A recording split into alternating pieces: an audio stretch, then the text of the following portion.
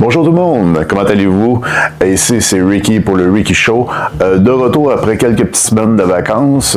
Écoutez, il n'y avait pas trop de séries dernièrement à télé, des séries de télé-réalité, mais j'en ai trouvé une en regardant un peu sur Netflix qui s'appelait La Taupe, puis j'ai trouvé ça quand même assez important, ben pas important, mais quand même assez intéressant de vous en parler. C'est quoi La Taupe?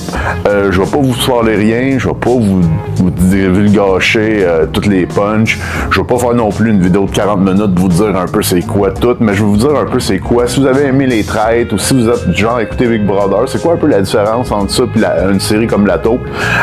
J'ai trouvé ça quand même assez intéressant. Il y avait de la stratégie, il y avait des candidats intéressants, il y avait du monde aussi qui voulait jouer, puis ça a comme passé une couple d'heures, ça s'écoute bien, c'est des épisodes de 45 minutes, je pense qu'il y en a 10. Ça commence avec 12 joueurs, puis ils se font des activités, puis dans le tas, t'as une taupe. Il y a une taupe qui doit... Dans le fond, ça, c'était un petit peu mal expliqué. Elle doit saboter les activités pour pas que les joueurs fassent de l'argent, mais dans le fond, elle aussi, elle peut gagner l'argent à la fin si personne trouve c'est qui la taupe. Fait que je comprends pas vraiment c'est quoi le but. Peut-être qu'il faudrait que je le réécoute, mais en tout cas, c'est pas si important que ça, mais tu vois pas que si elle sabote, quand la taupe sabote, ça donne plus d'argent à la taupe. Moi, j'aurais aimé ça, ce genre de petits défis-là. Ça aurait poussé un peu peut-être la taupe à faire des coups, à faire des trucs.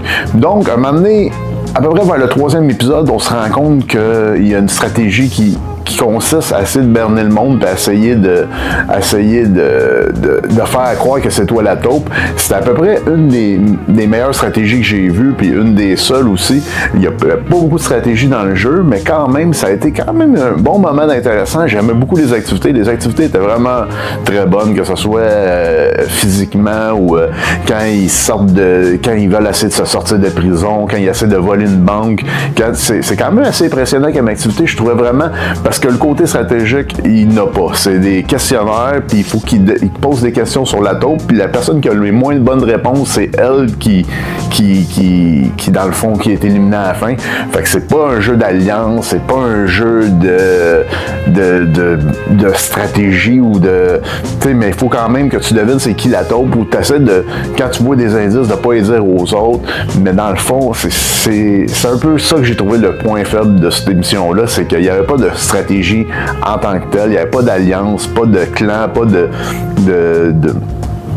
Fait que le monde se parlait pas trop dans le dos. C'est sûr qu'il y avait du monde qui sabotait les activités par exprès, puis ça faisait fâcher ceux qui voulaient avoir une plus grosse bourse à la fin, mais j'ai trouvé un peu...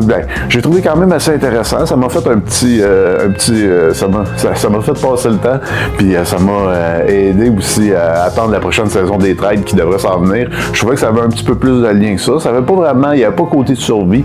C'est sûr qu'à un moment donné, ils ont comme dormi à terre, mais ça faisait un peu pas Survivor, mais je dirais, mais bon. J'ai bien aimé l'animation, j'ai bien aimé... fait que je vous conseille d'aller écouter ça. Si vous ennuyez d'une petite télé-réalité, c'est pas trop stratégique, mais quand même, c'est quand même assez popé. C'est facile à voir, La Taupe sur Netflix. Il y a 2 saisons. J'ai écouté la saison 1. Ça m'a tenté quand même d'écouter la saison 2.